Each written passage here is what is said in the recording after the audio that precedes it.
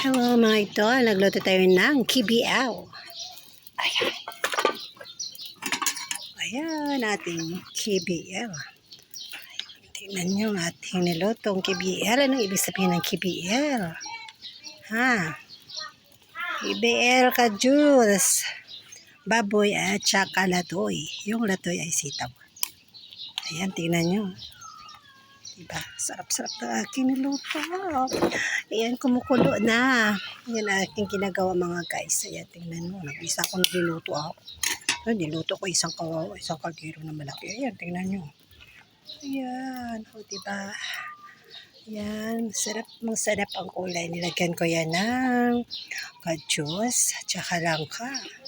Tsaka mayroong pichay at nilagyan ko ng sili na mahaba. At tsaka mayroon nilagay ako na sweetie kaya maganda yung kulay.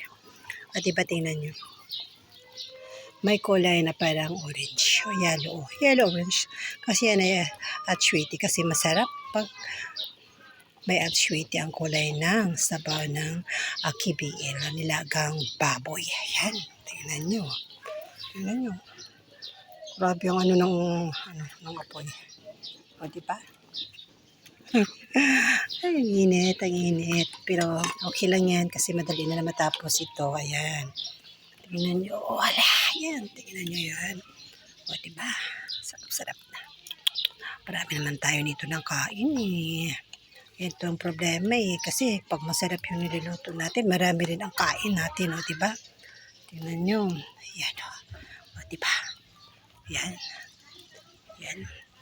Lawas siya ng baboy. Yan. O, diba? Yan, guys. Kaya ito ang ginagawa ko. Pasensya na po kayo, ha? Silent mo muna si Vander kasi nagluluto siya dito.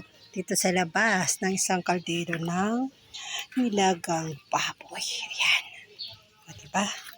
Ayan, kumukulo. Ayan. O, diba? Tuwing ano lang naman ito eh. Minsan na naman yung 25 sa isang taon ng December, diba? Kaya konti tayo maghanda. Once a year lang ito. Kaya paghandaan din natin yung birthday ng ating Panginoon. Kasi kung wala siya, wala din tayo dito ngayon. O, diba? Team Market International Balacan Chapter. Halika kayo rito, kain tayo ng aking nilagang KBL. Kadyos, baboy kaglatoy. Pero wala ang sitaw eh. Pitsa yung linagay ko. O, diba?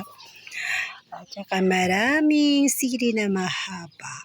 Ayan, thank you so much. Halina kayo dito, samahan niyo akong magluto at saka mananghalian na tayo.